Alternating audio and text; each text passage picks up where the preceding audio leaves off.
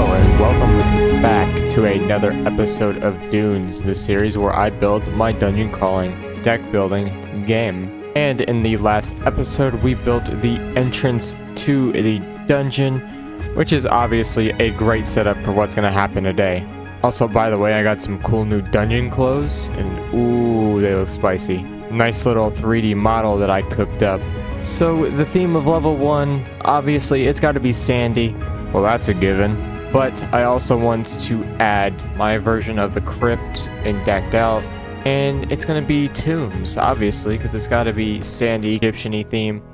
So we're going to have the tombs. The level's not going to be too dangerously difficult. There's just going to be some hazard traps that make you go over dangerous parkour jumps that shouldn't kill you on their own, but over time they add up. But I am super excited to start work on this, so let's get straight to it.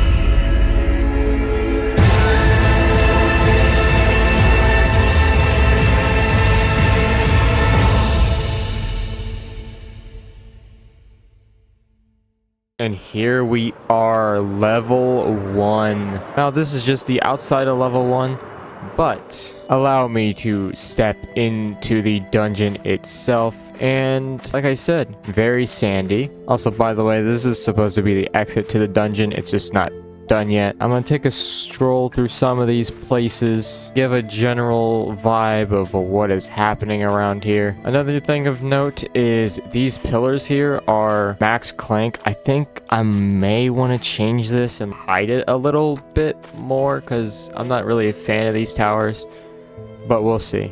This in here is an interesting room. There's like many ways to loop around pillars, but eventually Hazard closes off all of these and then you have to go straight through the middle path.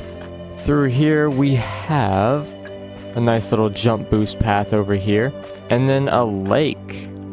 Maybe for a hidden quest, who knows? I love the way that this room turned out, the verticality, and there's a few decisions to make. You could either jump down and take a little bit extra damage. You could go out through here and take the slow way. This right here is going to be a hazard, so if this goes down, you have to go all the way through here. And if this is also down, you're extra unlucky because now you have to go through all of this over here and then finally around and then back up to what would have taken you about a second to get up. And then we can't forget down here, hidden berries for food. And yeah, there's plenty of relic opportunities in here. Like I could put one in each of these little corridors here. But that being said, that leads us to the tombs. Now this is probably going to be a hot spot in the dungeon, so let's go further into the details. I really like this eye because it like follows you. It has like a parallax effect, and then as you're walking down it follows you. I love the look of that.